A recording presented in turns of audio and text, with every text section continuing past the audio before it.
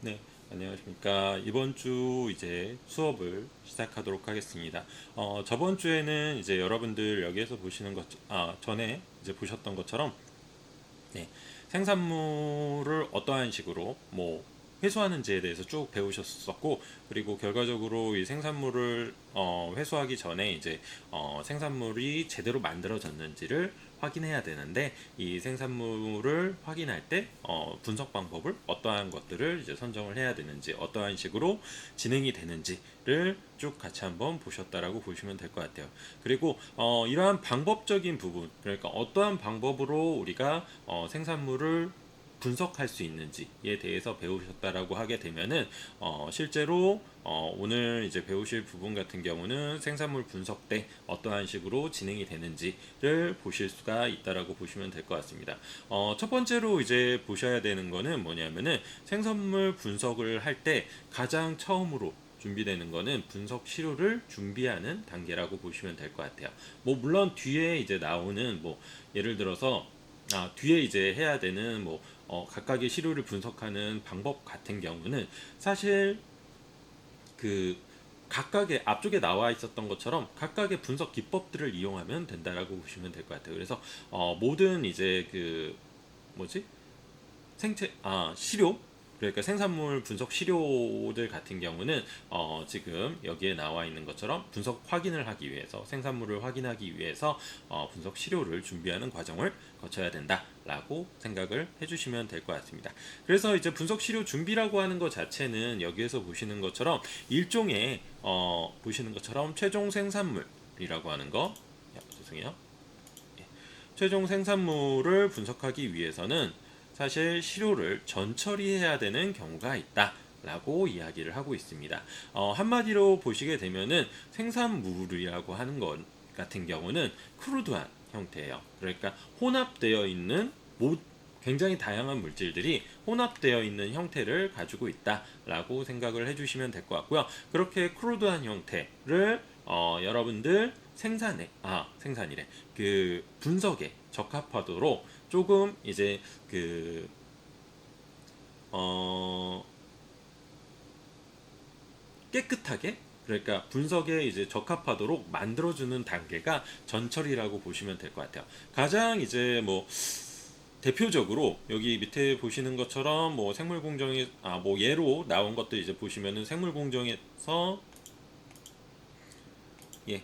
여기 밑에 보시면은 예를 들어서 생물 공정에서 배양액의 경우는 세포의 불용성 입자를 제거해 주거나 점성이 높은 경우에는 완충액을 넣어줘서 희석을 해야 된다거나 아니면 분석 조건에 맞게 pH를 조절하는 경우도 있다. 라고 이야기를 하지만 요거는 좀 와닿진 않고요. 어떤 것들이 더 있냐면은 가장 대표적으로 이제 여러분들 음, 이렇게 말씀드리면 좀 더 쉽게 이해하실 수 있을 것 같아요. 뭐냐면은 예를 들어서 내가 배양을 했어요. 미생물 배양을 했다. 라고 하게 되면은 이 미생물 배양을 해가지고 이 미생물들이 만들어내는 예를 들어서 에탄올이라든지 아니면은 뭐 부탄올이라든지 이러한 것들을 내가 얻고 싶어요. 그러면은 그걸 가지고 이제 생산을 했겠죠. 그러면은 그 배양액을 가지고 내가 이게 제대로 생산이 됐는지를 확인해 보고 싶어요. 그런데 그 배양액을 그대로 따가지고 내가 HPLC라고 하는 장비에다가 얘를 분석한다 라고 하게 되면은 결과적으로는 그 HPLC 장비가 컬럼으로 이루어져 있거든요. 그 컬럼으로 이루어져 있기 때문에 그냥 이렇게 부유물들이 다 들어간, 그러니까 미생물 균체나 이런 것들이 다 들어간 형태가 들어가게 되면은 그 구멍이, 그 미세한 구멍들이 다 막히게 된다라고 보시면 될 것 같아요. 그렇기 때문에 얘를 다 필터링, 그러니까 내가 그 측정하고자 하는 것들은 제거가 되지 않고 내가 측정할 때 불필요한 그러한 물질들은 제거를 할 수 있게끔 해주는 것이 여기에 나오는 전철이다 라고 생각을 해주시면 될 것 같고요.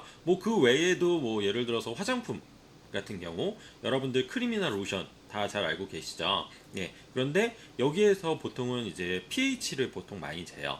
분석을 품질 분석할 때. 그런데 pH를 재는데 pH를 그냥 뭐 예를 들어서 크림에다가 이렇게 꼽아 놓는다든지 아니면은 로션에다가 이렇게 pH 메터를 꼽아가지고 바로 잴 수 있느냐라고 하면은 절대 못 재요. 그거는 왜 그러냐면은 기본적으로 pH라고 하는 거는 그 수용액 상태에 있는 이온들과 그 pH 메타 간의 상호 관계에 의해서, 상호 작용에 의해서 결과적으로 그 수소 이온의 농도가 측정이 되고, 수소 이온의 농도가 어찌 됐든 간에 그 전하량으로 측정이 되고, 그것들을 이용해 가지고 pH를 저희가 알 수 있는 거라고 보시면 될 것 같거든요. 그런데 사실 기름에는 이러한 전하, 그러니까 상호작용이 일어나지가 않아요. 물론 물이랑 오일이랑 섞여 있기 때문에 어느 정도 상호작용이 일어나긴 일어나지만 거의 안 상대적으로 덜 일어난다. 그래서 이러한 것들, 그러니까 기름이 사실은 그 크림이나 로션에 있는 그 오일 성분들이 사실은 pH를 재는데 불필요한 그러한 물질들이기 때문에 그것들을 분리해가지고 실제로 저희가 pH를 측정할 때 물이랑 기름이랑 분리를 해가지고 기름은 제거를 하고 물만 가지고 pH를 잰다든지 뭐 그러한 것들이 여기에서 나오는 전처리라고 보시면 될 것 같습니다. 이러한 전처리 단계가 거치게 되게 되면은 보시는 것처럼 분석의 신뢰도나 아니면 신뢰성을 높인다거나 아니면 해당 생산물의 정확한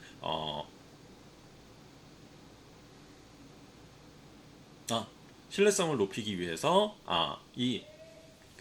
이렇게 전처리를 하게 되면은 결과적으로는 분석 방법의 신뢰도가 높아지는 기 때문에 전처리를 생물 분석 시료를 준비할 때 전처리라고 하는 단계를 거친다라고 생각을 해주시면 될 것 같습니다. 물론 보시는 것처럼 시료 성분이라든지 제가 아까 말씀드린 것처럼 제가 측정하고자 하는 거는 제거가 되지 않고, 그리고 측정할 때 불필요한 것들만 제거가 되게끔 하는 그러한 특징들을 가지고 있기 때문에 시료 성분들이나 아니면 분석 장비 그리고 분석 조건에 따라서 적절한 방법으로 전처리하는 것이 필요하다라고 보시면 될 것 같고요. 그래서 이렇게 분석 시료를 준비하는 과정을 거친다라고 보시면 될 것 같고, 실질적으로 이제 분석 시료를 제조할 때는 지금 보시는 것처럼 아까 말씀드린 전처리 단계를 거친다. 라고 보시면 되고, 보시는 것처럼 이제 배양액을 회수한 다음에, 그러한 전처리 단계가 보통 어떻게 진행이 되냐면은 배양액을 회수한 다음에 여과 및 원심 분리를 이용해 가지고 불용성 입자를 제거하고 상등액을 얻어요. 그리고 상등액에서는 즉시 분석하는 경우들도 있지만 실제로 바로 이제 분석이 들어가지 못하는 경우, 특히 이제 온도에 민감한 경우에는 냉동해 가지고 이러한 그 온도에 의한 그러한 물질 변화를 막아주는 그러한 형태를 띠게 된다라고 보시면 될 것 같습니다. 그래서 각각의 이제 프로세스들을 좀 세부적으로 이제 말씀을 드리면은, 회수 단계에서는 지금 보시는 것처럼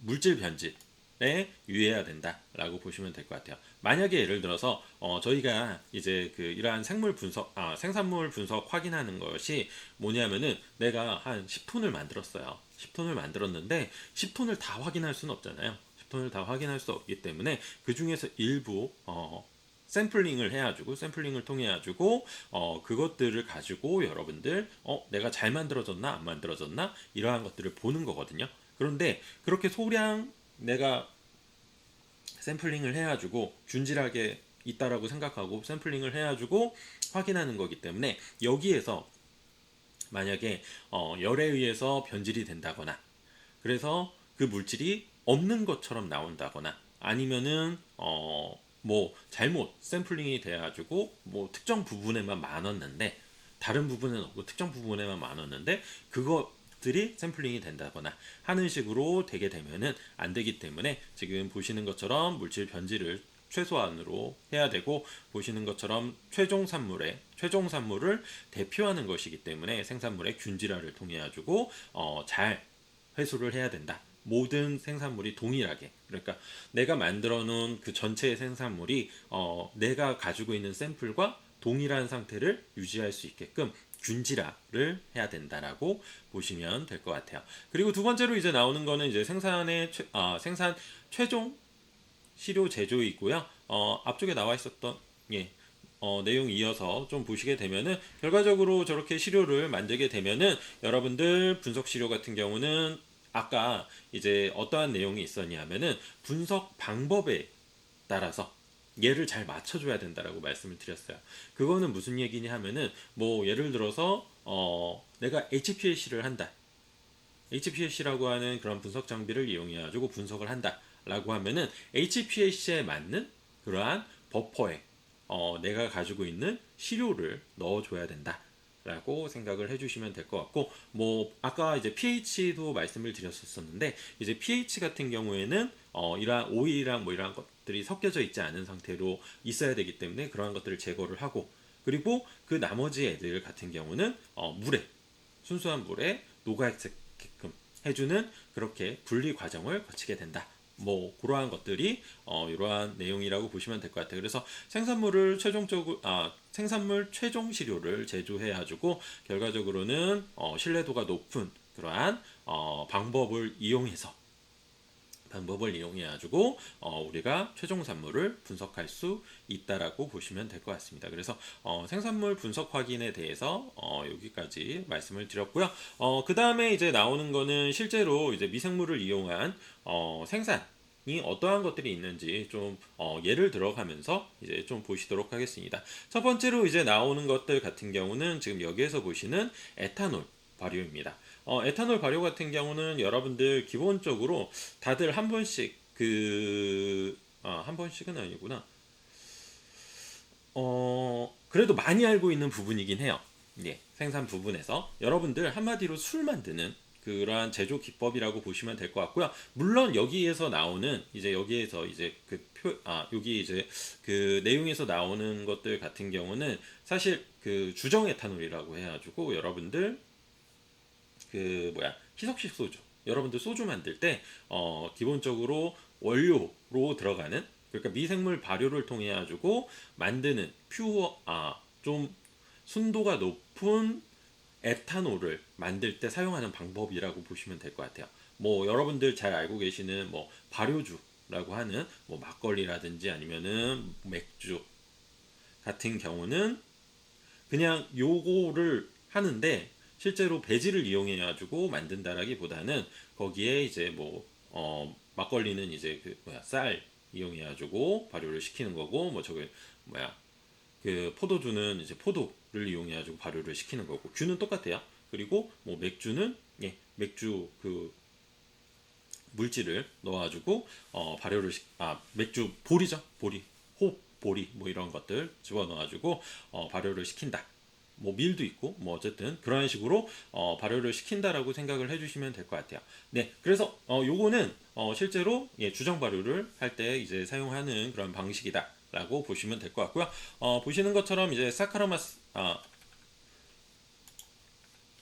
죄송해요. 사카로마이세스 세레비지아라고 하는 균을 이용해 가지고 네. 미생물 발효를 한다라고 보시면 될 것 같고 이거 같은 경우는 대표적인 이제 효모라고 보시면 될 것 같아요. 그리고 또는 제조합 박테리아를 이용해 가지고 배양 생산할 수 있다라고 하는데 제조합 박테리아를 이용하는 경우는 거의 없어요. 왜 그러냐면은 사실 이게 문제가 나중에 이제 GMO랑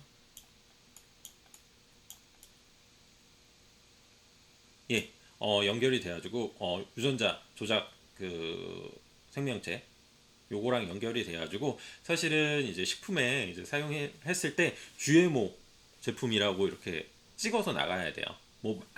만들지 못하진 않는데 그렇게 해서 찍어서 나가야 되기 때문에 상대적으로 주정 발효 같은 경우도 대부분 사카로마이세스 세레비지아를 그대로 사용해가지고 그 균주를 해가지고 만들고 있다라고 보시면 될 것 같습니다. 이러한 것들 같은 경우 지금 여기에서 보시는 것처럼 YPB 배지 아니면 또는 LB 배지 같은 데다가 고압 증기멸균 해가지고 멸균 다 진행한 다음에 배지에다가 배양을 한 다음에 30도씨에서 180rpm으로 24시간 배양한 후에 최종 산물을 확인했을 때 요 에탄올이 만들어진다 라고 알려져 있고요.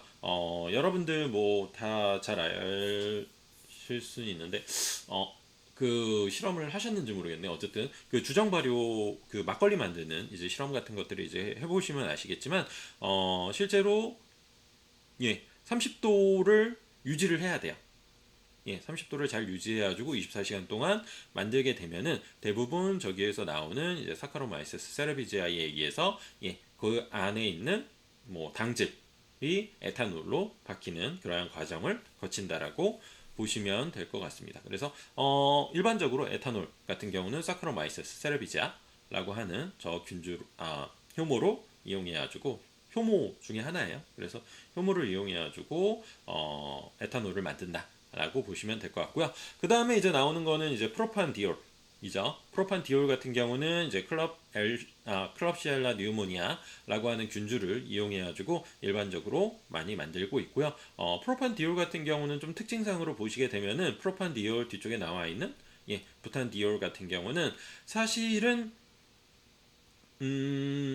제조합 대장균을 이용해가지고 배양하는 경우들, 제조합 단백질이나 박테리아를 이용해가지고 생산하는 경우들도 있어요. 왜 그러냐면은 그 프로판디올이나 뭐 뒤쪽에 나오는 부탄디올 뭐 이러한 것들 같은 경우는 사실 식품에 들어가지는 않거든요. 그러다 보니까 들어가는 경우도 있긴 있는데 많이 들어가지 않기 때문에 상대적으로 GMO라고 하는 것에서 좀 더 프리한 부분이 있어요. 그래서 지금 뭐 프로판디올 같은 경우는 클럽시엘라 뉴모니아 예, 뉴모니아 균주를 이용해가지고 일반적으로 뭐 아까랑 똑같이 YPB 배지라든지 LB 배지 같은 데다가 접종을 해가지고 뭐 37도씨에다가 200rpm으로 24시간 배양하면은 프로판디올이 형성이 된다라고 알려져 있습니다. 부탄디올 같은 경우는 엔테로박터 에로덴스라고 하는 배지를 그 균주를 이용해가지고 일반적으로 생산을 하고요. 동일하게 다 거의 대부분 동일하죠. 뭐 배지에다가 집어넣고 180rpm으로 224시간.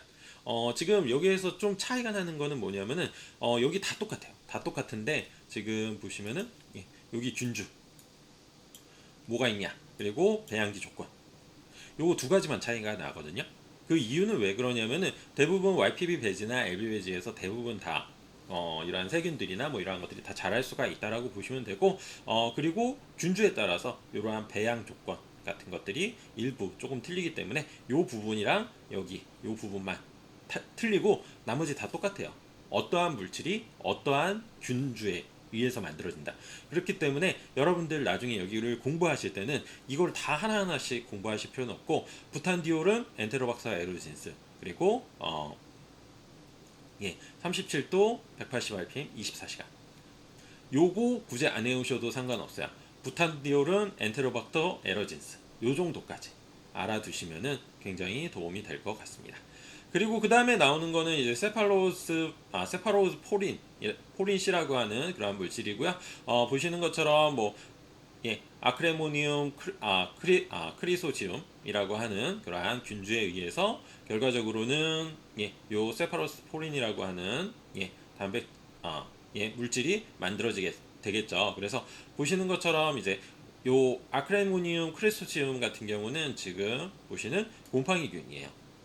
그러다 보니까 이러한 곰팡이균 같은 경우는 좀 특이하죠. 앞쪽의 내용과 좀 틀리겠죠. 앞쪽에는 다 세균 아니면 효모였기 때문에 LB나 YPB 배지를 사용했는데 지금 여기에서 보시는 것처럼 곰팡이균이기 때문에 PDB 배지를 사용한다. 조금 틀리긴 틀려요. 그리고 여기에서 보시는 27도씨에서 3일간 좀 오래 배양하죠. 왜 그러냐면 곰팡이균류의 특징상 더 오래 천천히 자라기 때문에 이러한 것들을 확인해야 된다.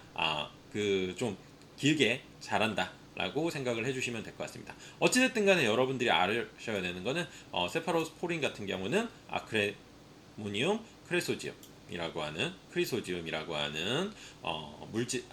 미생물에 의해서 생산이 된다라고 보시면 될 것 같습니다. 그리고 코디세핀이라고 하는 거는 여기에서 보시는 것처럼 코디셉스 밀리타레스라고 하는 곰팡이균으로 생산이 가능하다. 곰팡이균이기 때문에 여기에서 보시는 것처럼 PDB 배지를 이용하고요. 역시 3일, 25도씨 3일 배양을 해서 최종 산물을 확인할 수가 있다. 천천히 자라기 때문에 그렇다라고 보시면 될 것 같아요. 네, 그래서 코디세핀 그리고 셀룰로즈 같은 경우는 페니실리움, 블라실리아륨 그리고 트리코더마 레서이 같은 곰팡이류 같은 것으로 이제 동일하게 자라게 되고요. 보시는 것처럼 뭐 4일간 배양을 해야 되는데, 요거는 좀 차이점이 뭐냐면은 지금 앞쪽에 나와 있었던 이제 세파로스포린이라든지 아니면은 코디세핀이라고 하는 거는 3일이잖아요. 그거는 뭐냐면은 그 균사체가 만들어지고 사실은 거의 바로 이러한 물질들이 앞쪽에 나와 있는 세파로스포린이라든지 코디세핀이라고 하는 물질들이 만들어져요. 그런데 셀룰라제 같은 경우는 뭐냐면은 얘가 균사체가 다 만들어진 다음에 그 다른 균사체를 제거를 하면서 그 새로운 균사체를 만들어내기 위해서 셀룰라제라고 하는 것이 만들어지거든요. 그렇기 때문에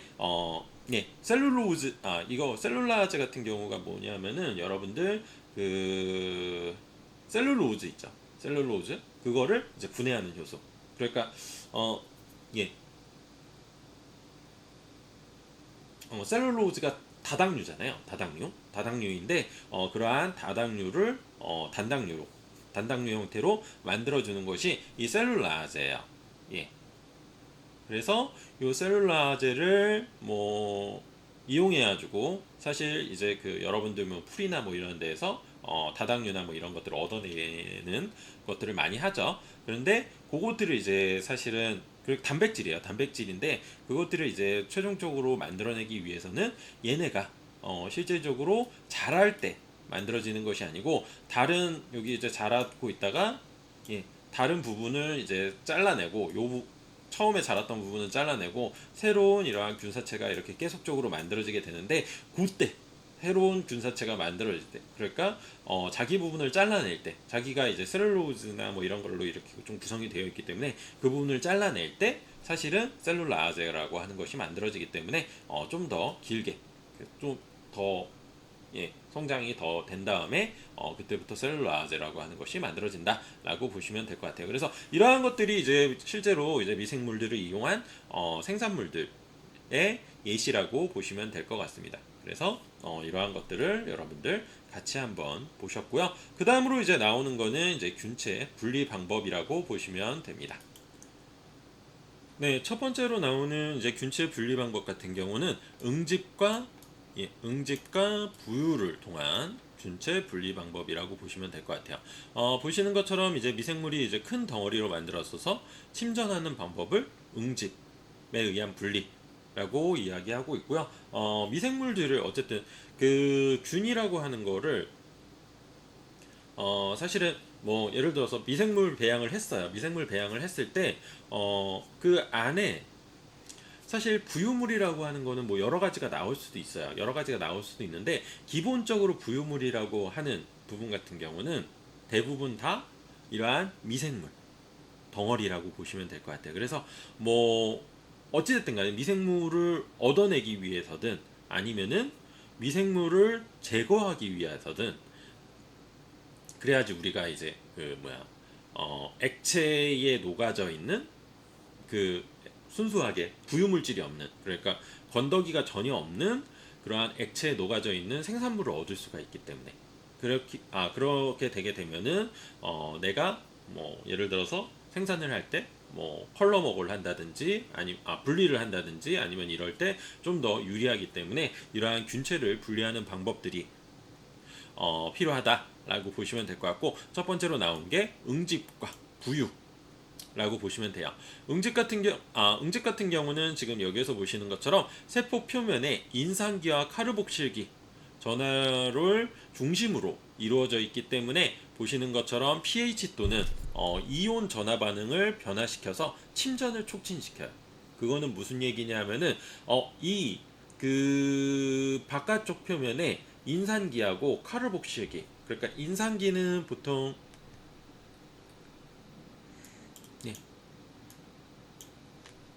인산기는 pH 마이너스 마이너스 극을 가지고 있죠. 그리고 카르복실기 역시도 마이너스 극을 물에 녹는 경우에 마이너스 극을 갖는다 라고 보시면 될 것 같아요. 그러다 보니까 이 마이너스 극이 서로 밀어내겠죠. 서로 밀어내는 그러한 현상들 때문에 사실 세포하고 세포는 잘 붙지 않아요. 얘네가 막 미생물들이 많이 자라는데 미생물들이 자기가 예를 들어서 그 부분이 친유성이다. 그래서 그 부분이랑 굉장히 유사하기 때문에 자기네들끼리 잘 붙는 현상을 가지고 있다. 라고 하게 되면은 미생물들이 이렇게 막 자라다가 옆에 있는 애 그 뭐야 그 공간에 이제 자라는 그 비율이 굉장히 높아질 테니까 비율이래 그 뭐야 덴시티가 굉장히 높아질 테니까 얘네 옆에 있는 애들끼리 부딪힐 가능성도 있잖아요. 그런데 부딪히면은 가서 붙어요. 그러면은 얘가 붙게 되면은 약간 그 샴 쌍둥이처럼 이렇게 서로 계속 붙어 다녀야겠죠. 만약에 잘 붙는 그러한 미생물이다 라고 하면은 그러면은 사실 이렇게 두 개의 미생물이 붙어 있는 경우에 미생물이 생존할 수 있는 확률이 그렇게 높을까? 라고 생각을 했을 때 굉장히 낮아지게 된다라고 보시면 될 것 같아요. 그러다 보니까 대부분의 이러한 미생물들 같은 경우 여러분들 다 잘 알고 계시는 것처럼 뭐 사람 같은 경우도 이제 조금 뭐 다른 문제들 때문에 이제 샴 쌍둥이라고 하는 것이 이제 태어나죠. 그러면 샴 쌍둥이 같은 경우는 물론 이게 이제 잘 분리를 해가지고 떨어지게 되면은 어느 정도까지는 이제 그 성장이 가능하다라고 해요. 그런데 만약에 문제가 돼가지고 계속적으로 이렇게 붙어 있어야 된다. 이게 뭐 이제 분리 수술이 좀 어렵다라고 하게 되면은 조금 이제 오래 그 생존이 어렵다고는 하더라고요. 그래서 그러한 것들처럼 실제로 미생물 같은 경우도 이렇게 붙어 있게 되게 되면은 서로 얘가 이제 필요한 것과 얘가 필요한 것이 이제 다르기 때문에 서로 자기의 이제 그 필요한 것들을 이제 위해서 움직이겠죠. 움직이는데 이제 서로 불편하니까 결과적으로는 얘가 이제 죽는 현상이 발생이 된다라고 하더라고요. 그래서 그렇게 되지 않기 위해서 그 미생물들 같은 경우는 겉표면에다가 사실은 뭐 그것 때문에 만들어졌는지 모르겠지만 겉표면에 다 마이너스 차지를 가지고 있어요. 대부분 인산기를 가지고 있기 때문에 마이너스 차지를 가지고 있고요. 그리고 얘도 마이너스 차지를 가지고 있어요. 그래서 물이랑도 굉장히 친하긴 하지만 그렇다라고 해가지고 자기네들끼리 이렇게 붙는 경우가 많이 없다. 왜냐하면 둘 다 마이너스 차지를 가지고 있기 때문에. 그래서 지금 여기에서 보시는 것처럼 이 마이너스 차지를 만약에 없애준다 라고 하게 되면은 얘네들이 서로 뭉쳐버리는 현상들이 발생이 되게 되고요. 그러한 것들을 통해서 이제 응집시키는 그러한 반응이 그 뭉쳐버리게 하는 반응이 응집이다. 응집에 의한 분리이다 라고 보시면 되고, 응집에 의한 분리 반응에서는 지금 여기에서 보시는 것처럼 pH 변화라든지 이온 변화를 만들어 가지고 결과적으로는 응집해서 침전이 되게끔 만들어 준다라고 보시면 될 것 같아요. 네, 보시면 미생물들이 이렇게 있다 라고 하면은 여기 다 마이너스 극이기 때문에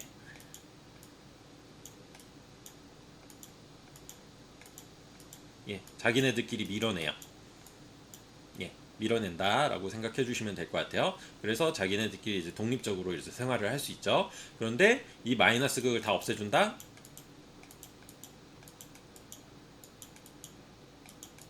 어떤 방식으로 pH 변화라든지 이온 전하를 변화시켜서 이 마이너스를 없애준다라고 하면은 자기네들끼리 이렇게 뭉치는 현상들이 발생이 되게 되고요. 서로 끌어당기는 힘이 작용을 하겠죠. 그리고 결과적으로는 이것에 의해서 자기네들끼리 뭉치게 되면은 침전 현상이 발생이 된다. 그래서 분리하는 방법이 미생물 응집이다 라고 보시면 될 것 같아요. 그리고 두 번째로 이제 보시는 것처럼 두 번째로 나오는 거는 가스를 주입해 가지고 미생물을 부유시키는 방법입니다. 요거 같은 경우는 지금 여기에서 보시는 것처럼 이는 이제 계면활성제의 차이를 이용해 가지고 수행할 수 있고요. 미생물 가스의 표면에 미생물이 미생물은 이제 가스 표면에 흡착이 되고 농축이 돼서 용액의 표면 위로 떠오르게 하는 방식이 부유라고 하는 방식이라고 보시면 될 것 같고요. 한마디로 보시게 되면은 지금 여기에서 보신 요거는 잠시 지워놓고 다시 한번 말씀을 드리면은 지금 여기에서 보시는 것처럼 이렇게 미생물 배양하는 통이 있죠. 미생물 배양하는 통이 있고 이렇게 있게 되면은 여기에다가 가스를 대량으로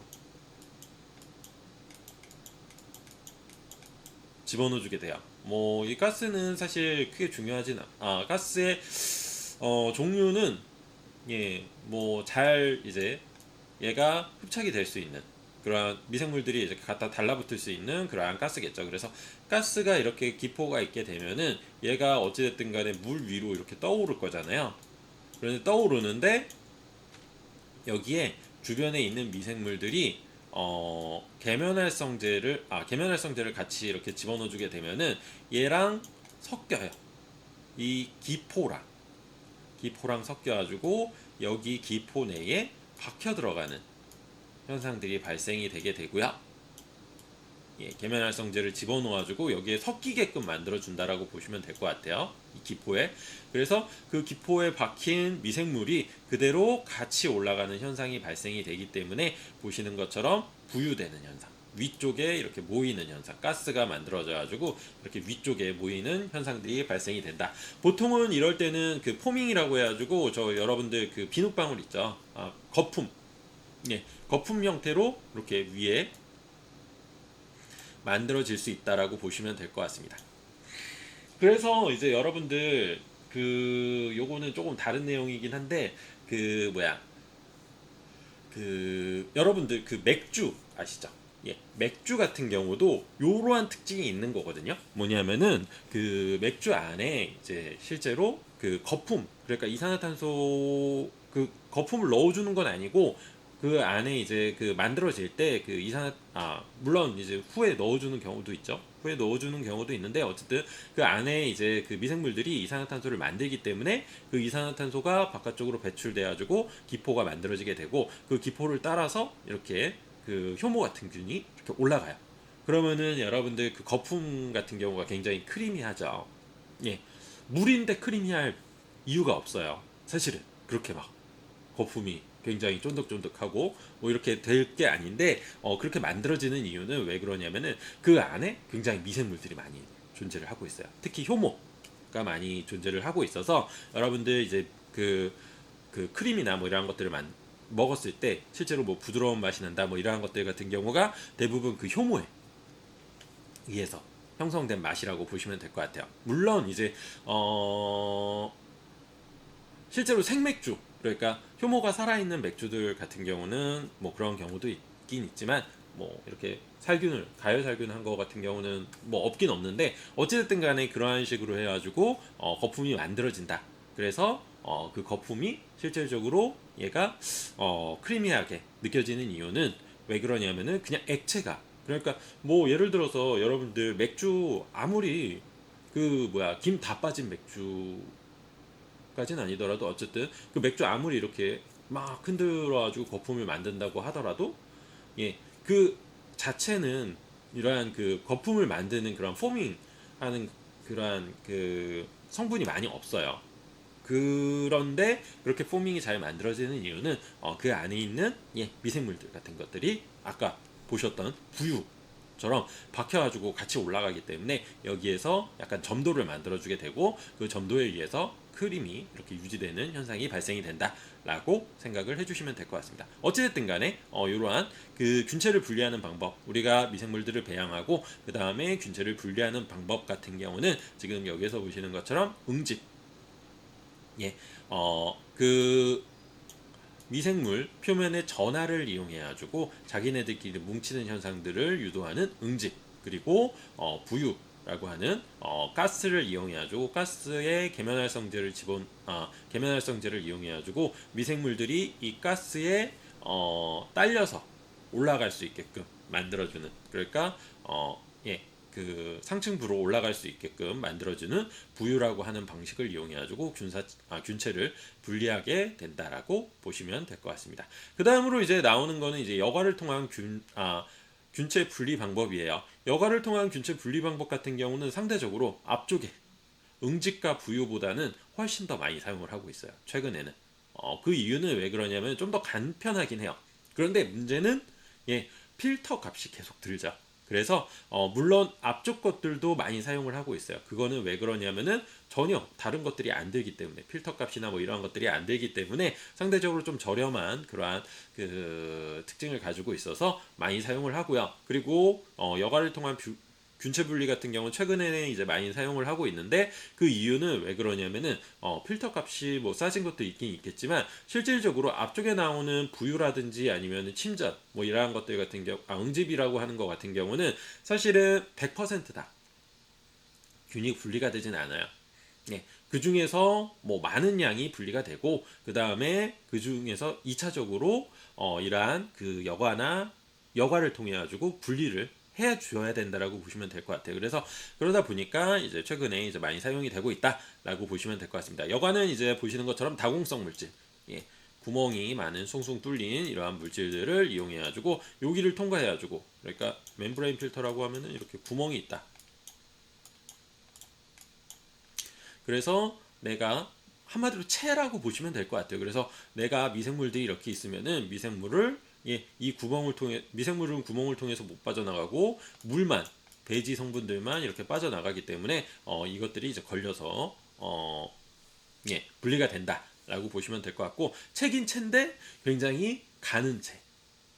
여러분들 육안으로 거의 안 보이는 그러한 체라고 보시면 될 것 같아요. 그래서 보시는 것처럼 그러한 그 체 역할을 하는 것이 보통 여기에서는 필터라고 이야기를 하는데, 보시는 심층 필터 그리고 고성능 필터, 이 두 가지를 이용해 가지고 여러분들 분리한다라고 보시면 될 것 같습니다. 심층 필터 같은 경우는 유리나 털 부직포 같은 이제 섬유상으로 존재한 것들을 일반적으로 이야기한다라고 보시면 될 것 같고요. 고성능 필터 같은 경우는 작은 공극을 가진 막으로 구성이 되어 있어요. 한마디로 멤브레인 필터이다 라고 생각을 해주시면 될 것 같습니다. 그래서 뭐 특징상으로 보면은 이 유리섬유, 그리고 뭐 털 같은 경우도 있죠. 그리고 뭐 부직포 같은 경우처럼 이렇게 섬유상으로 존재를 하고 있어서, 얘네 같은 경우는 진짜 이렇게 구조가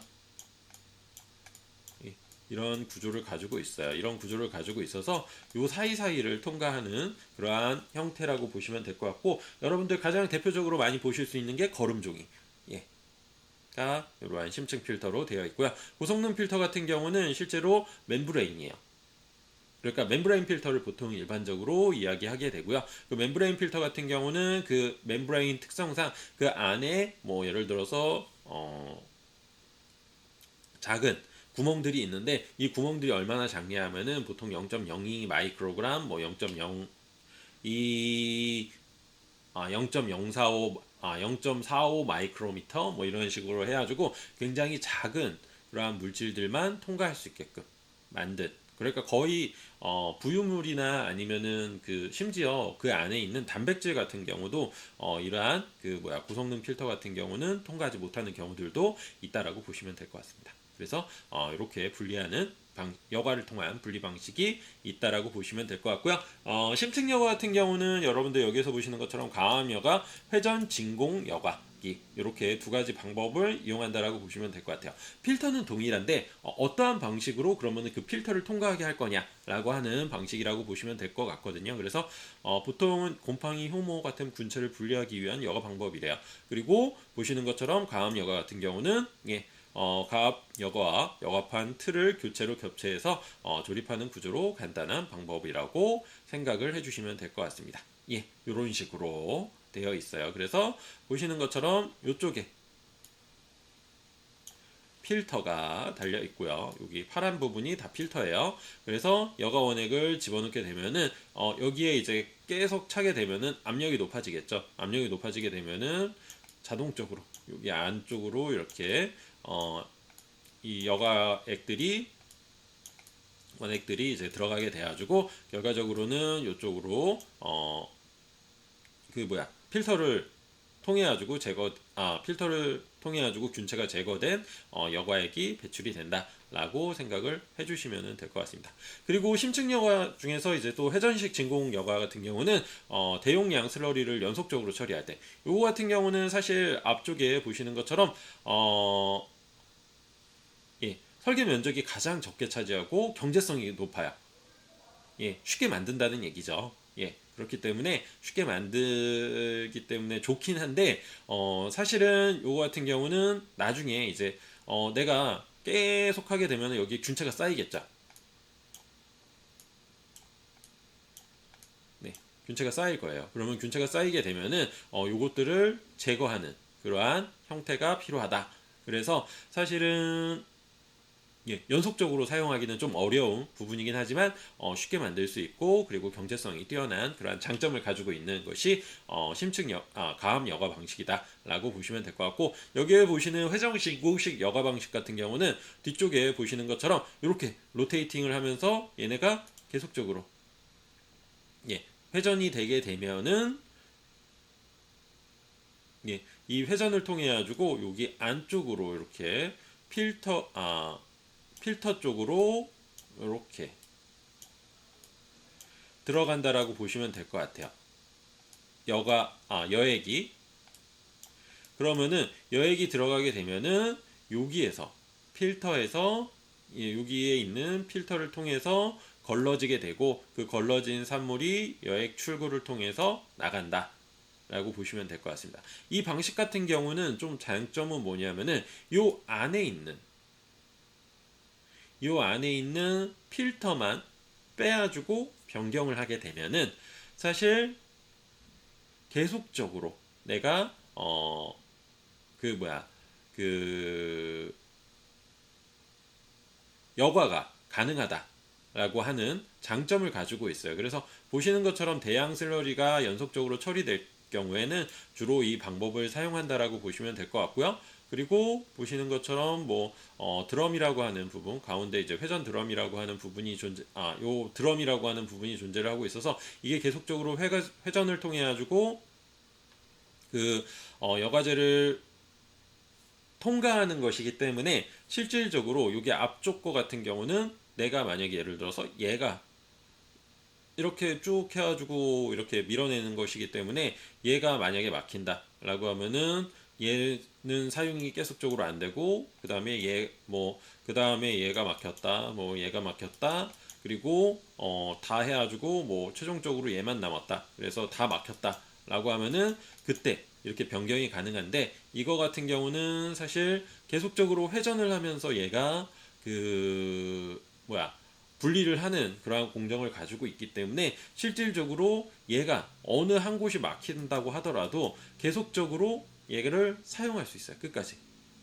그래서 그러한 장점들을 가지고 있는 방식이 여러분들 이러한 회전 진공식 여과 방식이다 라고 보시면 될 것 같습니다. 그래서 이러한 그냥 간단하게는 이제 회전식 진공 여과는 대량의 슬러리를 연속적으로 처리할 때 조금 유리한 방법이다 라고 알아두시면 될 것 같습니다. 그 다음으로 이제 나오는 거는 이제 고성능 여과인데요. 고성능 여과 같은 경우는 이제 크게 이제 잔여 여과랑 교차 흐름 여과 요 두 가지가 있게 되고요. 수직으로 배양액을 여과하는 방식이 이제 잔여 여과 방식이라고 보시면 될 것 같고, 높은 요속을 이용해 가지고膜표면의 미생물들을 걸러내는 게 교차 흐름 여과이다라고 보시면 될 것 같습니다. 그래서 잔여 여과 같은 경우는 지금 여기서 보시는 모든 유체가 필터를 통과해 가지고 여과하는 방식으로 필터가 쉽게 막히는 단점을 가지고 있어요. 네. 그리고 고점도 용액을 여과하는 데는 굉장히 어려운 부분이 있고요. 교차 흐름 여과 같은 경우는 상대적으로 모든 양이 다 들어가는 것은 아니고 얘가 이동을 할 때 그 사이에다가 그냥 그 이동 경로에다가 내가 필터를 넣느냐 아니면은 이동 경로 측면에다가 필터를 넣어가지고 얘가 계속 흐르는데 조금씩 나오는 거냐 이러한 것들에 따라서 전량 여과 교차 흐름 여과 이러한 식으로 만들어진다라고 보시면 될 것 같아요. 그래서 좀 더 요거를 보시면은 좀 더 이제 이해하시기가 좀 더 편하실 텐데, 보시는 것처럼 이렇게 모든 배양액이 다 요 여과막을 통과해 가지고 결과적으로는 이렇게 여과 물질이 나온다 라고 하게 되면은 전량 여과이다 라고 보시면 됩니다. 이거 같은 경우는 문제가 이 안에 미생물들이 많다 라고 하면은 미생물들이 여기에 이제 계속적으로 슬러지 형태로 만들어지겠죠. 쌓이게 돼요. 슬러지 형태로 그렇게 되게 됐을 때 이 미생물들에 의해서 이 여과막이 막힐 가능성이 굉장히 높다. 라고 생각을 해주시면 될 것 같아요. 그리고 여기에서 보시는 것처럼 교차 흐름 여과 같은 경우는 뭐냐면은 뭐 물론 요것도 요렇게도 만들기도 하지만 실제로 플로우가 어떻게 되냐면은 미생물들이 이렇게 움직이고요. 그리고 나가는 것도 자유롭게 이렇게 나갈 수가 있어요. 그래서 얘네가 이렇게 움직이고 그 중에서 일부가 여기를 통해 가지고 여과액을 통해서 여과막을 통해 가지고 이렇게 나가는 방식. 이라고 보시면 될 것 같습니다. 이렇게 되게 되면은 얘가 플로우가 계속적으로 만들어지고 있기 때문에 그 미생물들이 여기나 아니면 데스페이지 쪽이나 아니면은 이걸 그 플로우를 따라 가지고 바깥쪽으로 이동하는 경우들이 많다라고 보시면 될 것 같아요. 그래서 여과막에 이러한 그 슬러지가 많이 생기지 않는 방식. 그래서 좀 더 오랜 그 기간 동안에 이 여과막을 그러니까 고성능 필터를 사용할 수 있는 그러한 방식이 교차 흐름 여과이다 라고 생각을 해주시면 될 것 같아요. 그런데 그러면은 다 이거 하지 왜 이거 방법은 왜 있냐 라고 하는데 실질적으로 봤을 때 여러분들 효율로 보게 되면은 물론 이거 필터 잘 막혀가지고 잘 사용하진 않아요. 그런데 효율적으로 봤을 때 대부분 배양액이 다 들어가기 때문에 100% 얘는 나오겠죠. 그런데 얘 같은 경우는 플로우를 만들어 버리고 일부만 나오는 것이기 때문에 그 플로우 중에서 일부만 나오는 것이기 때문에 상대적으로 여과액 자체의 그 효율은 좀 이 그 교차 흐름 여과가 좀 떨어질 수밖에 없다. 그 대신에 계속적으로 이제 여과막을 통해 가지고 여과가 가능하기 때문에 사실은 뭐 종합적으로 보면은 사실 이 교차 흐름 여과가 최근에는 더 많이 사용을 하고 있다라고 생각을 해주시면 될 것 같아요. 그리고 전량 여과 같은 경우는 실제로 그냥 일반적으로 그냥 1차적으로 배양액을 완벽하게 그 제거하는 목적으로 1차적으로 사용하지는 않고요. 다른 필터를 통해 가지고 1차적으로 제거를 하고 그 다음에 그러한 배양액이 2차적으로 이러한 여과막을 통해 가지고 필터링이 돼야 될 때 그럴 때 사용이 되고 있는 방식이라고 보시면 될 것 같습니다. 그리고 그 다음에 이제 나오는 거는 이제 원심 분리를 이용한 방식이에요. 원심 분리를 이용한 방식 같은 경우는 지금 보시는 것처럼 가장 효과적이고 그러니까 입자를 분해하는 그러니까 침강 속도 차를 이용해 가지고 그러니까 시료의 밀도 차이에 의해서 생기는 침강 속도 차이 그러니까 원심력에 의해서 생기는 이러한 침강 속도 차이를 이용해 가지고 입자를 분해하는 방법이고요. 가장 효과적이며 일반적인 방법이다. 가장 많이 사용하고 있다라고 보시면 될 것 같아요. 실질적으로 여러분들 그 실습실에서 사용하는 원심 분리랑은 조금 달라요. 공장에서 사용하시는 원심 분리는 조금 다르긴 하지만 거의 원리 자체는 동일하기 때문에 뭐 같이 알아두시면 될 것 같습니다. 첫 번째로 이제 나오는 거는 이제 바스켓형 원심 분리예요. 이 바스켓형 원심 분리 같은 경우는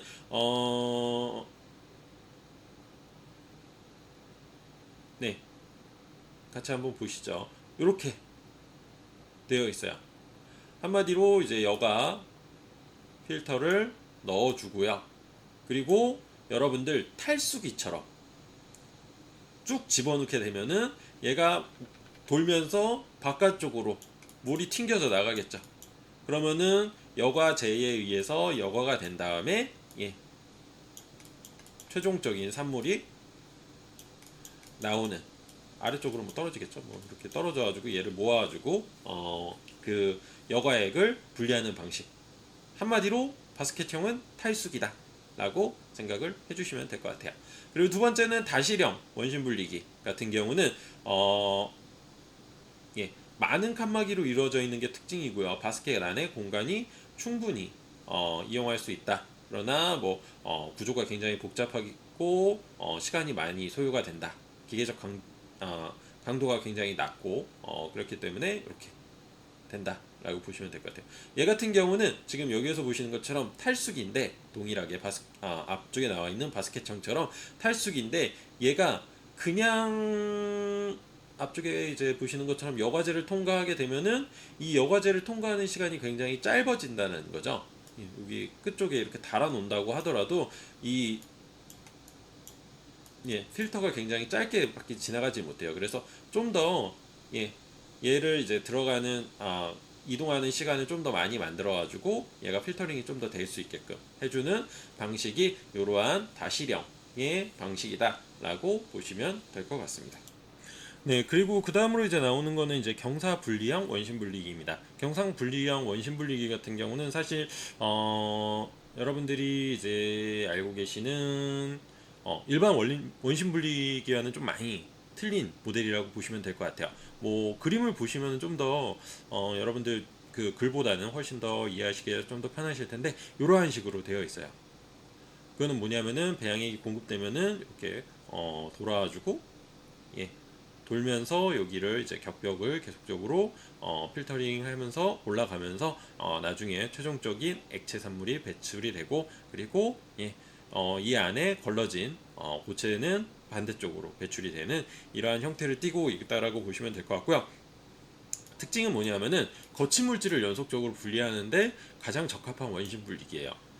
이 얘기는 뭐냐면은 한마디로 필터 그러니까 분리의 능력 자체는 조금 떨어져요. 앞쪽 것들 같은 경우는 사실 그 뭐 바스켓형, 드럼형 뭐 이러한 것들 같은 경우는 어찌됐든 간에 그 필터를 거치는 방식이 있기 때문에 상대적으로 봤을 때 필터를 통해 가지고 여과가 되는 그러한 특징을 가지고 있기 때문에 보시는 것처럼 상대적으로 더 작은 물질들까지도 그 필터링을 할 수 있는 그러니까 제거를 할 수 있는 그러한 특성을 가지고 있다.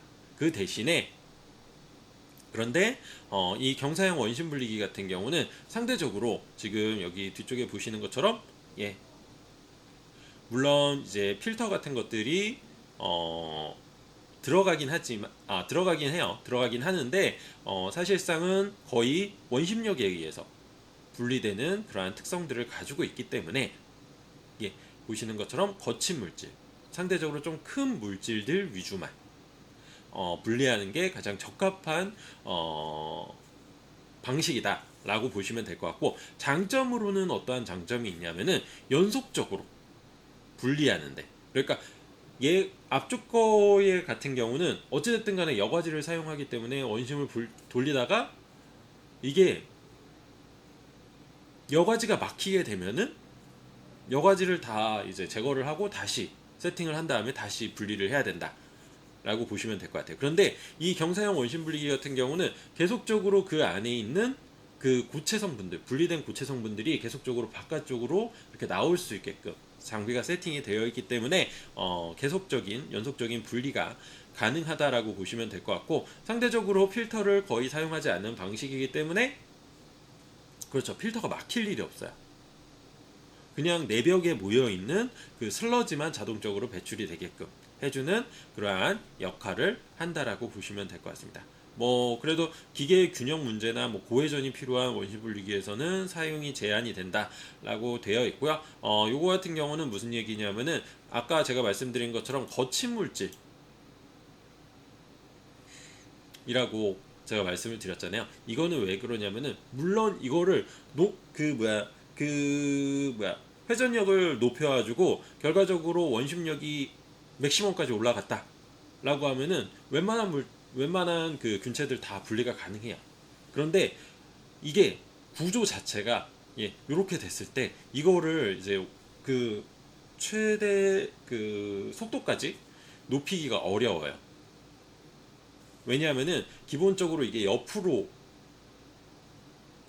누워 있는 형태잖아요. 그래서 중력이 받는 상태에서 이거를 돌리게 되면은 얘가 이렇게 그 중력에 의해서 힘이 더 아래쪽으로 받을 수밖에 없다고 하더라고요. 그래서 얘가 원래는 이렇게 뱅글뱅글 돌아야 되는데 결과적으로는 이 아래쪽으로 힘을 더 받으니까 이 축이 결과적으로 원심력이 동일하게 이쪽도 동일하게 나고 이쪽도 동일하게 나야 되는데 이 아래쪽으로 더 많이 나기 때문에 이 원심 축이 흔들릴 수밖에 없다. 그래서 구조적인 문제 때문에 사실은 고속도 그러니까 굉장히 높은 속도로 이것들을 분리하는 것은 좀 어렵다.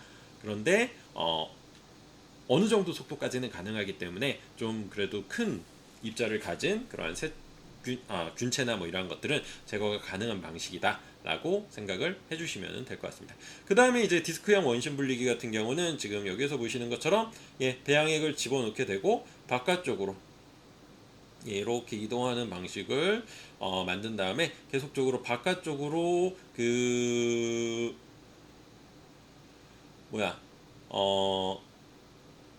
물질을 보내는 방식이라고 보시면 될 것 같아요. 실제로 이렇게 되게 되면은 원심력에 의해서 상대적으로 더 무겁게 밀도가 높은 균체 같은 경우는 계속적으로 바깥쪽으로 이동하게 되고요. 그리고 상대적으로 그 밀도가 낮은 액체 같은 경우는 안쪽으로 이동하게 됩니다. 그래서 요 끝쪽에다가 구멍을 뚫어주게 되면은 요 균체는 바깥쪽으로 튕겨 나가게 되고요. 그리고 액체 같은 경우는 요 안쪽에 모여가지고 이 안쪽에 차게 되면은 액체가 이렇게 나올 수 있는 방식을 가진 것이 디스크형 원심 분리기 방식이라고 보시면 될 것 같습니다. 그 다음에 이제 관형 원심 분리기 방식 같은 경우는 여러분들 가장 그 기본적으로 여러분들 실습실에서 볼 수 있는 원심 분리기라고 보시면 될 것 같아요. 한마디로 이렇게 저희 이제 실습실에서는 이렇게 그 튜브죠. 튜브에다가 집어넣고 얘를 원심 분리를 돌리게 되면은 원심 분리가 이렇게 돌아가죠. 뭐 이렇게 돌아가진 않는데 정확하게는 이렇게 돌아가게 되면은 얘가 그 원심력에 의해서 무거운 애는 이쪽 끝쪽으로 균체겠죠. 그리고 상대적으로 가벼운 애들은 여기 위쪽으로 상등에, 그러니까 배지 성분들은 이쪽 위로 올라가고 균체 성분들은 이렇게 떨어지는 현상들이 이용을 해가지고 나중에 얘를 제거를 하게 되면은 균체만 여러분들 얻을 수 있다 라고 보시면 될 것 같습니다. 그래서 일반적으로 실험실에서 가장 많이 사용이 되고 있는 방식이라고 보시면 될 것 같아요. 네, 그래서 이렇게 해가지고 여러분들 균체 분리 방식에 대해서 같이 한번 보셨습니다.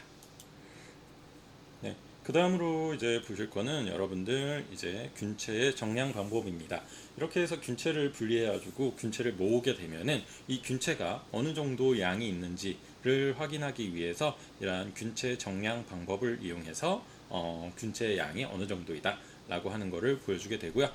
보시는 것처럼 미생물 배양 공정의 해석 균체는 성분에 의해 꼭 분석되는 것 중에서 하나가 균체의 양이다 라고 이렇게 되어 있고요. 균체의 양을 측정하기 위해서는 여러 가지 방법이 있지만 각각의 방법에 따라서 신속 정확하게 여러분들 균체를 측정해야 된다라고 생각을 해주시면 될 것 같아요.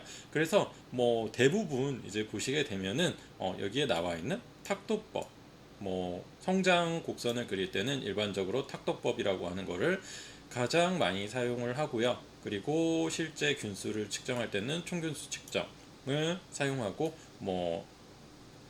그 다음에 실제로 이제 그 생산량을 볼 때는 중량법을 이용해 가지고 일반적으로 많이 보고 있다 라고 생각을 해주시면 될 것 같아요. 그런데 네 가지 방법 다 각각 특징이 있기 때문에 보시는 중량법, 탁도법, 흑광법, 탁도법, 그리고 충전 용량법, 총균수 측정법 이 네 가지를 다 이용을 해가지고 각각의 특성에 맞게끔 균체를 측정한다 라고 생각을 해주시면 될 것 같아요. 그래서 처음으로 이제 보시는 거는 이제 중량법이에요. 중량법 같은 경우는 보시는 것처럼 미생물이 끝난 후에 발효액을 여과나 원심 분리 방법을 이용해 가지고 균체를 얻어내겠죠. 균체를 얻어낸 다음에 잔여물을 그 균체에 이렇게 분리를 하게 되더라도 배지의 성분들이 이렇게 묻어 있을 수가 있죠. 그래서 그것들을 이제 증류수로 깨끗하게 세척을 한 다음에 이 상태에서 그대로 건조를 시킨다라고 보시면 될 것 같아요. 어떤 건조가 있냐면은 상압 건조, 강압 건조, 동결 건조 이러한 방식을 통해 가지고 어쨌든 건조를 시키게 돼요. 그러면은 건체 중량이 나오겠죠. 그러니까 미생물의 건조된 상태의 중량이 나온다라고 보시면 될 것 같아요. 그래서 이러한 것들을 만들어 놓은 다음에 그것들을 이제 전자저울을 통해 가지고 무게를 측정한다라고 보시면 될 것 같아요. 네, 그래서 이렇게 균체를 측정하는 중량법이 첫 번째로 나온다라고 보시면 될 것 같고요. 이런 거는 실제로 내가 생산한 양 자체가 킬로그램, 내가 얼마만큼, 그러니까 전체 뭐 예를 들어서 1톤이다. 그러면 1톤에 몇 킬로그램이 생산 가능하다라고 하는 식으로 그냥 저희가 가지고 있는, 그러니까 실제로 생산할 때 배지에 적용되는 그 무게 그대로 이 균수가 나오기 때문에 퍼센테이지나 뭐 이런 것들을 만들어낼 때 굉장히 좋다라고 보시면 될 것 같아요. 효율 같은 것들을 이제 만들어낼 때 굉장히 편리하다. 그리고 대부분 이제 그 산업 현장이나 뭐 이런 데에서 실제로 균체를 최종 프로덕트로 만들어낼 때 이러한 균체 중량법을 많이 사용한다라고 보시면 될 것 같고요. 두 번째로는 이제 그 탁도법, 흑광법이라고 보시면 될 것 같아요. 한마디로 여러분들 그 스펙트로 포토메타라고 하는 흑광도계 있죠. 흑광도계를 이용해 가지고 얘가 얼마만큼의 흑광도를 가지고 있느냐를 보는 그러한 시험이라고 보시면 될 것 같습니다. 그래서 여러분들 그 스펙트로 포토메타 다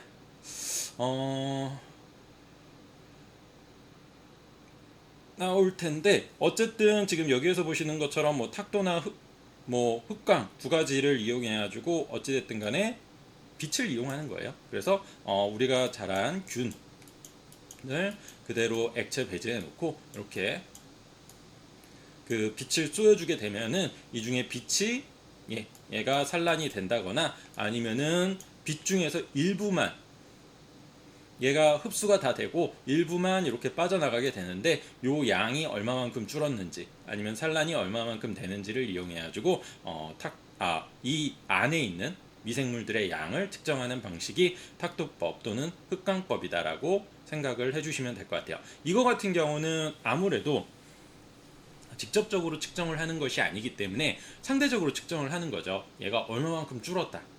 그래서 이 안에는 얼마만큼의 미생물이 있을 것이다라고 저희가 추측을 하는 거기 때문에 스탠다드 커브가 꼭 들어가요. 뭐냐면은 내가 예를 들어서 10마리 있을 때, 여기에 10마리 있을 때 우리가 흑광도를 측정했더니 한 흑광도가 요 정도 나왔다. 그리고 100마리 있을 때 봤더니 한 요 정도 나왔다. 그래서 요거를 이제 스탠다드 커브를 만들고 우리가 그러면은 여기에서 실제로 샘플을 측정해 봤더니 흑광도가 한 요 정도 나왔다. 그러면은 내가 이렇게 봤더니 여기 그래프에다가 대입을 해봤더니 우리가 이 안에 들어가 있다라고 생각하는 마리수는 한 100만 한 80마리 정도이다. 뭐 이런 거를 이제 계산하는 방식이 있다라고 보시면 될 것 같아요. 그래서 이런 그 탁도법, 흑광법 같은 경우는 상대적으로 이것들이 얼마만큼 들어있는지를 확인할 수 있는 균체 정량법이다 라고 생각을 해주시면 될 것 같아요. 충전 용량법 같은 경우는 뭐냐면은 여러분들 원심 분리를 이용해 가지고 펠렛을 만들죠. 펠렛을 만든 다음에 아까 이제 건조 중량법 같은 경우는 이거를 건조시켜 가지고 중량을 재는 거다 라고 말씀을 드렸는데 그렇게 중량을 재보고 여기에 얼마만큼 차는지를 보는 거예요. 그럼 여기다 눈금을 하나 만들어 놓고요. 내가 예를 들어서 1g 했을 때 1g 있을 때 여기만큼 차더라. 2g 했을 때 요만큼 차더라. 3g 했을 때 4g 했을 때 이렇게 눈금을 만들어 놓고 여기에다가 우리가 샘플을 넣어 가지고 원심을 돌려요. 그러면은 이 안에 예를 들어서 이만큼 찼다. 1, 2, 3g이 이 안에 있다라고 하는 거를 보여준다라고 보시면 될 것 같습니다. 이거 역시도 사실 직접적으로 얘가 몇 마리 있다 아니면은 몇 개 있다 몇 그램 있다 이러한 개념이 아니고 상대적으로 여기에 요만큼에 있으면은 1g일 것이다. 요만큼에 있으면은 뭐 2g일 것이다. 이러한 식으로 상대적인 양을 측정하는 방식이라고 보시면 될 것 같습니다. 그래서 이 방법 같은 경우는 뭐 아까 제가 말씀드렸던 네 가지 방법들이 있었죠. 네 가지 방법들 중에서 가장 많이 사용을 하진 않고 있어요. 그 이유는 왜 그러냐면은 상대적으로 중량이나 총균수 같은 경우는 얘는 무게를 재는 거고요. 그리고 얘는 무게라고 하는 정확한 값이 나오고, 그리고 얘는 개수라고 하는 균의 개수를 정확하게 알 수 있는 방식이라고 보시면 될 것 같고, 그리고 사실 샘플링 해가지고 여러분들 측정을 할 때는 대부분 이러한 탁도 또는 흑광법을 많이 이용한다라고 보시면 되고, 충전 용량법 같은 경우는 상대적으로 저거를 굉장히 정확한 수치값으로 만들기가 좀 어려워요. 왜 그러냐면 여러분들 그 육안으로 확인을 해야 되기 때문에 얘는 그 디지털로 그냥 딱 나오는데 그 값이 딱 나오는데 얘 같은 경우는 육안으로 이게 몇 점 몇이다 이게 딱 정확하게 안 나오기 때문에 상대적으로 좀 간편하게 그러니까 대략적으로 확인할 때 사용을 하긴 하지만 거의 사용을 하고 있지 않는 방법이라고 보시면 될 것 같아요. 그래서 이 충전 용량법 같은 경우는 원심을 돌려가지고 그 펠렛의 사이즈가 어떻게 되느냐 펠렛이 얼마만큼까지 쌓이느냐에 따라서 무게나 아니면은 뭐 개수로 환산할 수 있는 그러한 균체 정량 방법이다 라고 보시면 될 것 같습니다. 그리고 총균수 측정법 같은 경우는 혈구를 이용해요.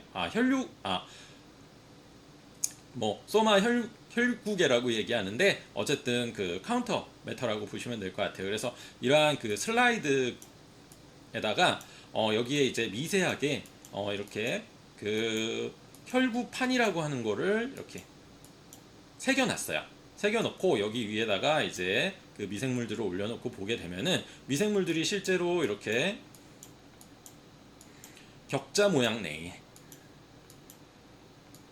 이렇게 존재를 하거든요. 그래서 여기에 들어갈 수 있는 양이 어느 정도 용액의 양이 어느 정도로 딱 정해져 있기 때문에 부피를 구하면 되죠. 여기 사이즈 곱하기 높이 이렇게 하면은 여기 부피 내에 들어갈 수 있는 그 미생물의 그 배양액 양이 정해져 있기 때문에 그 배양액에 의해서 여기 안에 있는 미생물의 개수를 우리가 세면은 내가 그 안에 뭐 예를 들어서 1ml이다. 1ml이 저기에 들어갈 수 있다. 1ml에 뭐 100마리가 들어가 있다. 100개가 들어가 있다. 이러한 식으로 카운팅할 수 있는 방법이 총균수 측정 방법이라고 보시면 될 것 같아요. 그래서 이런 식으로 실제로 현미경상으로 보시게 되면은 이렇게 격자 무늬가 있어가지고 이 격자 무늬 내에 몇 마리가 들어가 있는지를 확인하고요. 이거는 사실 희석을 한 상태라고 보시면 될 것 같아요. 실제로 그냥 균이 자라는 상태에서 하면은 이렇게 보이지 않고요. 그리고 상대적으로 사이즈가 큰 효모 균을 본 거라고 보시면 될 것 같아요. 그래서 이렇게 들어가 있다라고 보시면 되고 요거를 카운팅 해가지고 여기는 뭐 예를 들어서 1 마이크로미터 1 나노리터가 들어가기 때문에 1 나노리터에서 뭐 5개 있다 6개 있다 그러면은 1 나노리터 퍼 뭐 6개 이런 식으로 그 배지의 농도가 그 정해지게 되고요. 미생물의 농도가 정해지게 되고 그러면은 전체 양을 곱해주게 되면은 그 안에 있는 미생물의 전체 총균수가 다 측정이 가능하다라고 하는 방식이라고 보시면 될 것 같습니다. 그래서 현미경으로 이러한 그 총균수를 측정하는 방식까지 해가지고 균체를 정량하는 방식들을 여러분들 같이 한번 보셨습니다. 그리고 이제 여러분들 그 최종 산물의 시료 채취 방법들을 보시게 되면은 뭐 아까도 이제 말씀드렸던 것처럼 이제 그 시료 채취를 하기 위해서 시료 채취를 한 다음에는 사실 전처리라고 하는 것이 필수적으로 들어가게 돼요. 우리가 그 다음 실험들을 하기 위해서 이제 전처리라고 하는 것이 필수적으로 들어가고요. 그러한 것들이 이제 같이 나온다라고 보시면 될 것 같습니다. 그래서 시료 채취 및 기구 및 방법이라고 해가지고 보시는 것처럼 뭐 생물 공정을 통한 최종 산물이 최종 산물의 농도를 측정하기 위해서 배양이 끝난 다음에 시료를 채취해야 된다라고 보시면 될 것 같고 그러한 그 농도를 측정하기 위해서 한마디로 분석을 하는 거죠. 그래서 이 분석을 하기 위해서 앞쪽에 나왔었던 분석 내용과 비슷하게 전처리라고 하는 것을 해줘야 된다라고 생각을 해주시면 됩니다.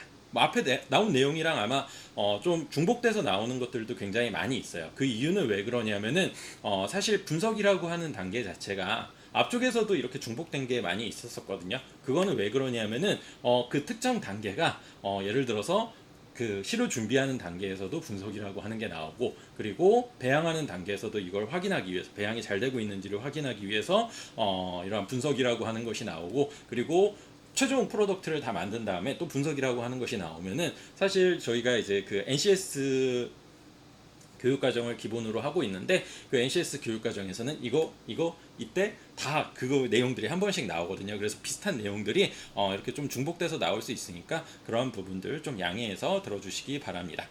보시는 것처럼 이제 시료 채취하는 거는 뭐 이렇게 페이시나 뭐 이런 것들로 시료 채취 가능하다라고 하는 거 한 번 정도씩 쭉 읽어봐 주시면 될 것 같고요. 시료의 전처리 같은 경우는 지금 여기에서 보시는 것처럼 정확한 분석을 위해서 그 최종 산물에 대한 시료의 전처리가 필요하다라고 보시면 될 것 같습니다.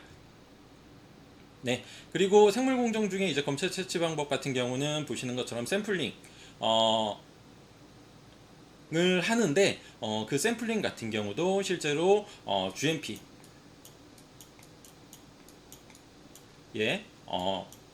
그 수록되어 있는 내용으로 여러분들 검치 채취가 진행이 돼야 된다라고 보시면 될 것 같고요. GMP에서는 어떤 식으로 이야기하고 있냐면은 지금 여기에서 보시는 것처럼 검체 채취 계획까지도 사실 이렇게 만들다가 이렇게 쓱 그냥 뽑아보는 것이 아니고 얘를 중간에 뭐 예를 들어서 10시간 지난 다음에 내가 최종적으로 제품이 만들어진 다음에 뭐 1시간 이내에 뭐 샘플링을 한다든지 아니면은 충분히 뭐 섞어주고 샘플링을 한다든지 뭐 그러한 식으로 검체 채취 계획이 수립되어 있어야 된다라고 보시면 될 것 같고 이러한 수립 방법 같은 경우도 이 검체 채취 계획에 다 포함이 되어 있어야 된다. 그리고 뭐 채취 전에는 이러한 내용들을 작업자에게 충분히 이야기해줘야 된다라고 보시면 될 것 같고 검체 채취 계획 같은 경우는 뭐 아래와 같은 방법을 이용해가지고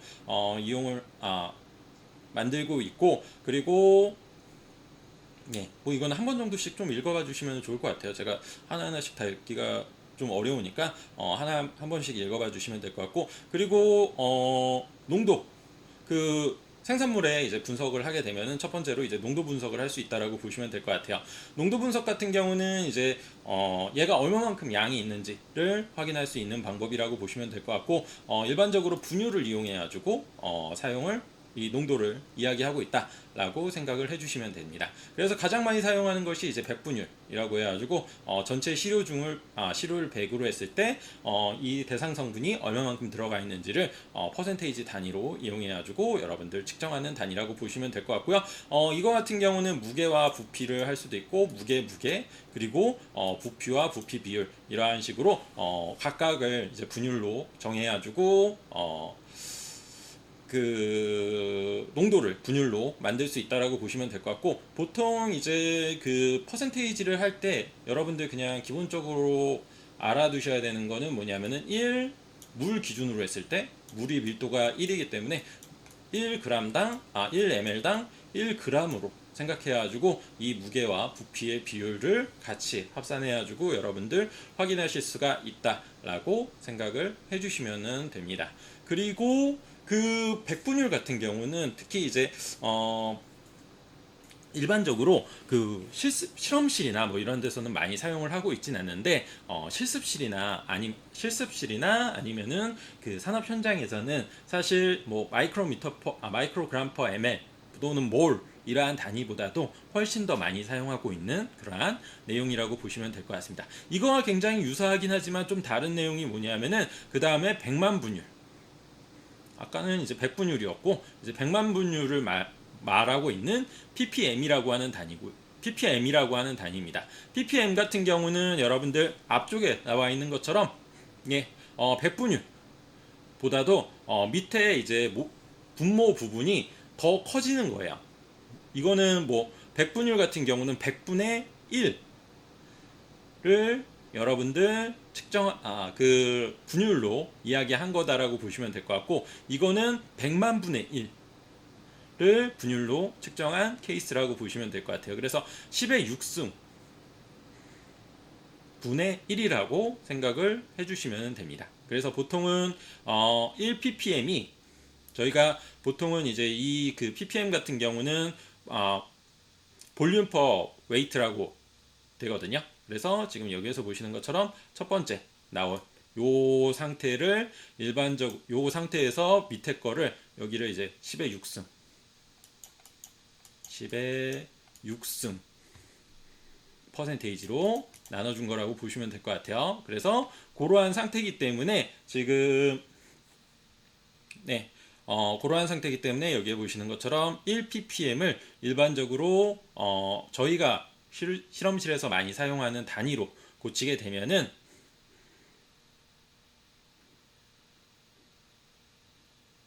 여기 있네요. 그 1 마이크로그램 per ml 이라고 하는 단위로 바꿀 수도 있고요. 1 mg per 리터라고 하는 단위로도 바꿀 수 있다라고 보시면 될 것 같습니다. 그리고 그 다음에 이제 마지막으로 그 다음에 나오는 거는 여러분들 몰농도예요.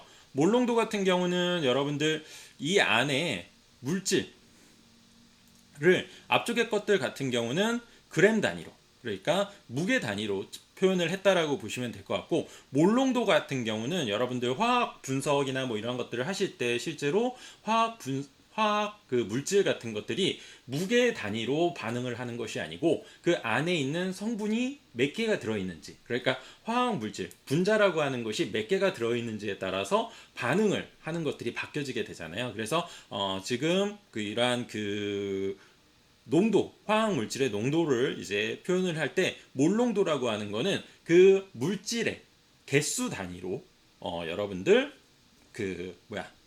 생산물의 농도를 제공해주는 그런 단위라고 보시면 될 것 같아요. 그래서 용질의 몰수라고 얘기했는데 용질의 한마디로 얘기하면은 개수, 개수이다. 몰이 1 곱하기 10의 6승계니까 1 곱하기 10의 6승계랑 비교했을 때 몇 개가 더 있느냐, 몇 배가 더 있느냐, 뭐 이러한 것들을 이제 표현한 거라고 보시면 될 것 같아요. 그냥 그래서 용질의 개수, 내가 생산물의 개수를 1리터로 나눈 것이 여러분들 몰농도이다 라고 생각을 해주시면 됩니다. 그 다음에 나오는 거는 이제 노르말 농도고요. 노르말 농도 같은 경우는 앞쪽에 나와 있는 용질의 몰수, 저희가 배울 때는 사실 그냥 이렇게 단순하게 배웠어요. 노르말 농도 그냥 용질의 개수다. 몰수, 몰농도. 뭐 이렇게 배우진 않았고 그냥 저희가 이제 실험실이나 뭐 이런 데서 그냥 이거 노르말 농도가 어느 정도예요라고 이렇게 물어보면은 사실 그냥 단순하게 몰농도는 노르말 농도이다 이렇게 그냥 암기하라고 사실은 시켰었어요. 그 이유는 왜 그러냐면은 대부분 저희가 사용하는 HCl이나 보통 HCl에서 노르말 농도 많이 나오니까 HCl 같은 경우는 1 노르말 농도가 1몰이기 때문에 1몰이기 때문에 여러분들 이렇게 보통은 외우라고 시켰고, 정확하게는 사실 얘가 반응을 할 수 있는 보시는 것처럼 당랑수, 그람당 당랑수에 대한 것들을 곱해준다라고 보시면 될 것 같아요. 1몰에다가 내가 만약에 예를 들어서 1몰에 HCl을 가지고 있다. 그게 노르말 농도가 몇이냐 라고 하면은 1몰에 곱하기 당랑수를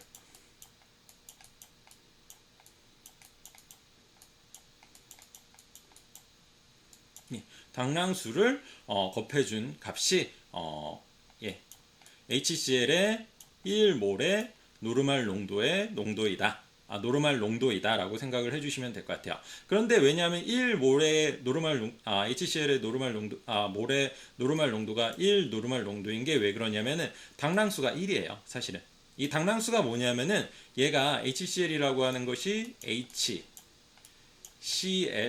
이라고 하는 것이 결과적으로는 얘가 반응할 수 있는 반응성이 얼마만큼이냐 라고 하는 내용이라고 보시면 되거든요. 보시는 것처럼 산과 염기의 반응에서 수소이온과 수소이온 1몰과 반응한 양, 또는 산과 환원 반응에서 전자의 1몰과 반응하는 양, 여기에 전자 1몰이 있다 아니면 수소이온이 있다 라고 하면은 Cl이 없어지면서 Cl-가 됐을 때 이게 1몰 생기겠죠. 1몰 생겼을 때 몇 몰의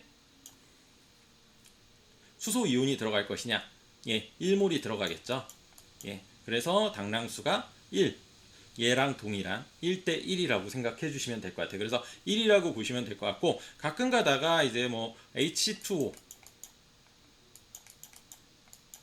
이거를 저기 하진 않지만 어쨌든 이거의 당랑수는 수소가 2개 붙을 수 있죠. 여기에 2개 붙을 수가 있기 때문에 2겠죠. 그러면 당랑수 2 해가지고 H2O의 1몰의 당랑수는 2 노르말이다.